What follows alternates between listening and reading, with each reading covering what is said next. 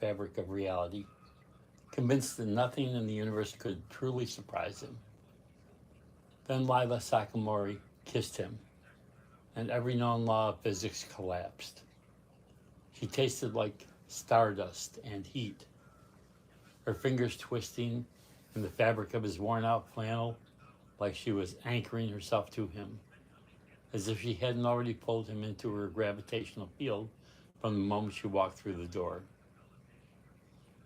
He should have stopped her. He should have asked why. But Lila didn't ask. She took.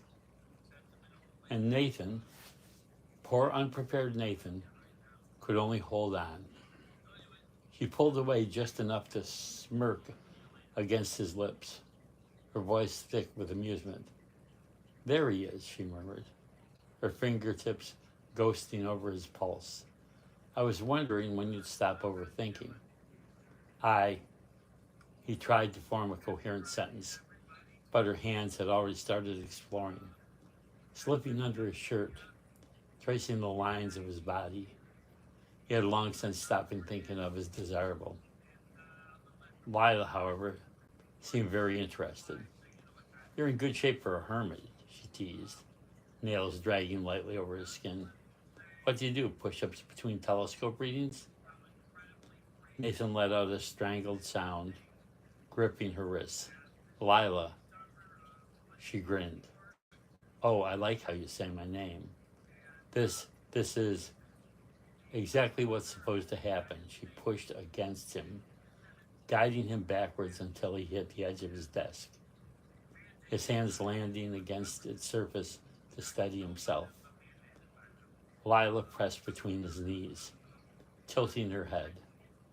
You're not used to a woman taking charge, are you? He swallowed no. She beamed. Good. Then she kissed him again, slower this time, more deliberate, more possessive. Nathan had spent 15 years in complete solitude, untouched, unbothered, utterly indifferent to human connection. He had convinced himself that it was better this way, that the cosmos would always be the only thing vast enough to hold his attention. Lila shattered that illusion, like a dying star going supernova. She kissed like she was claiming him, like she had already decided what he was hers, and all he had to do was surrender. Nathan didn't surrender.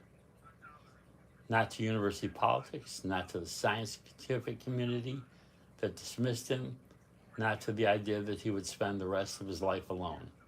But Lila didn't ask for surrender. She demanded it. And against all logic, against every ounce of self-preservation he had left, Nathan found himself answering. Later, Nathan wasn't sure how much time had passed when he finally surfaced from the haze of her. The observatory was silent except for the hum of machinery and the faint, satisfied sigh of a woman draped over him. Lila lay sprawled against his chest, her fingers lazily tracing circles over his skin. He still couldn't believe it. Lila Sakamori, the world's most famous anime star, the woman millions fantasized about, the woman who had shattered his solitude like it was never there, was curled against him, completely at ease. He exhaled. Why me? Lila propped herself up on one elbow, looking down at him with the same mischievous, knowing smirk she'd had since the moment she walked into his life. Because you weren't looking for me, she said simply. Because you weren't just another guy who wanted Lila Sakamori. Her fingers brushed against his temple, her touch softer than he'd expected. You wanted to understand the universe, she murmured, and I wanted to understand you.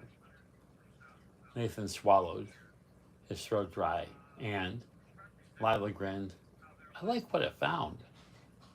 Then she kissed him again, slow and deep, as if she had all the time in the cosmos.